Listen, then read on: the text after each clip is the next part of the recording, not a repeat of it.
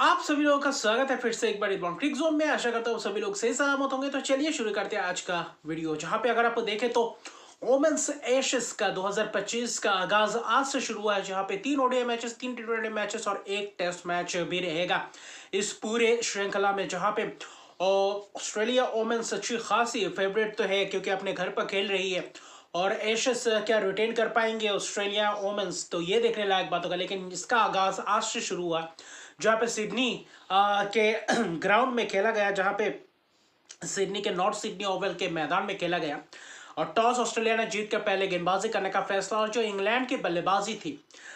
उतना खास प्रभाव नहीं डाला। अगर देखें तो मिडिल ऑर्डर के बल्लेबाजों ने जो बल्लेबाजी करके दिखाया था, जैसे कि कप्तान हीदर नाइट ने 39 रन की पारी खेली, बहुत ही अहम पारी, क्योंकि ब्यूमॉन्ट के साथ मिलकर एक अच्छे तरीके का पार्टनरशिप था।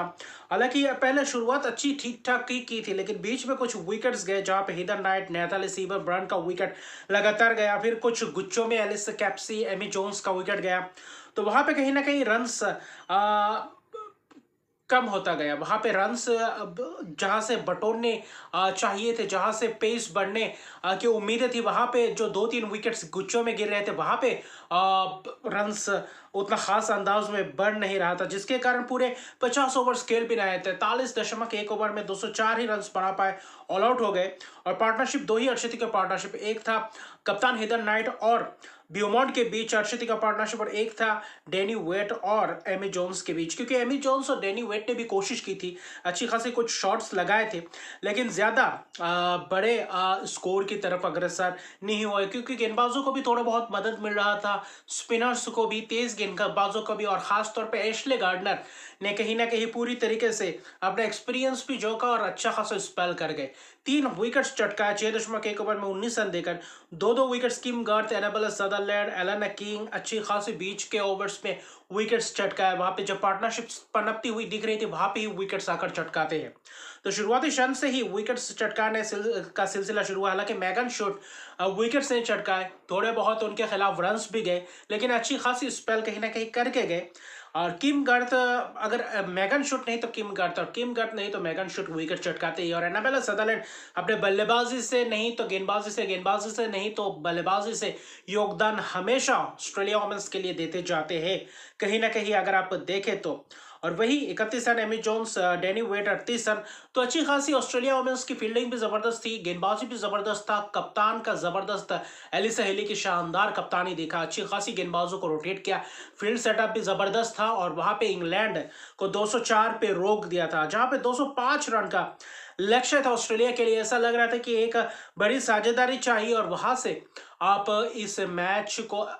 आसानी से तो नहीं, लेकिन अपने गिरफ्त में बिल्कुल कर सकते हैं, क्योंकि इंग्लैंड की गेंदबाजी में भी अच्छी खासी धार थी। लॉरेन बेल ने हालांकि विकेट्स भी चटकाया, अच्छा खासे स्पेल्स, लगातार गेंदबाजी जब जब लाए वहां पे अच्छी खासी स्पेल्स करते चले गए। हालांकि लॉरेन फिलर ने भी अच्छी खासी कोशिश की, और आखिर में चैलो डीन वहां पे, सोफी एक्लिस्टो, नैथली सीवर ब्रंट, हालांकि नैथली सीवर ब्रंट आज उनका कहीं ना कहीं दिन नहीं था, 2.5 ओवर किए,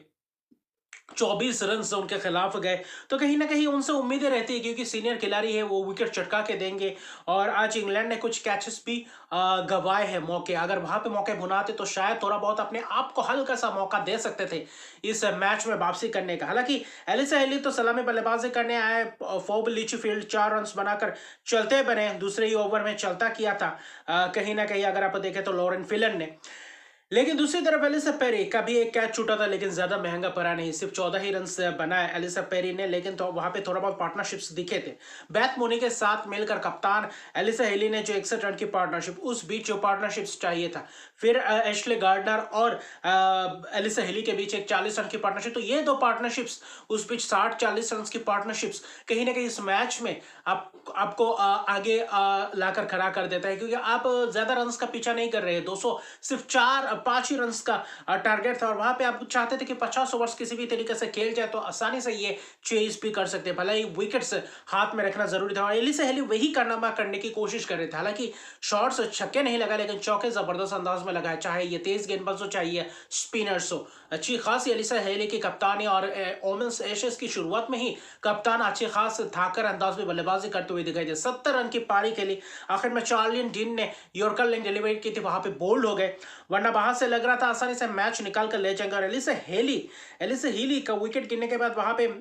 थोड़ा बहुत ऐसा लग रहा था कि क्या मौका बन सकता है। तालिया मैग्राथ का भी विकेट गया, वहां पे एशले गार्डनर का भी एक मौका था जहां पे सोफी एक्लिस्टोन पकड़ चुके थे कैच, फुल टॉस गेंद थी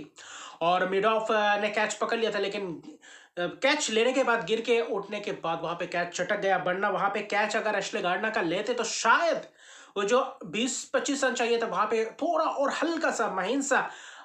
दरवाजा खुल सकता था इंग्लैंड के लिए। तो आज कहीं ना कहीं इंग्लैंड वो प्रदर्शन नहीं कर पाए जो प्रदर्शन करना चाहिए था ऑस्ट्रेलिया के खिलाफ, लेकिन उस छोटे से टोटल में भी अच्छी खासी टक्कर देते हुए दिखाई दिए। एशले गार्डनर 3 विकेट चटकाए, गेंदबाजी में बल्लेबाजी में 42 रन की शानदार पारी नाबाद रहे और एलिसा हिली ने जो कारनामा करके दिखा उसको असली अच्छी तरीके से फिनिश किया।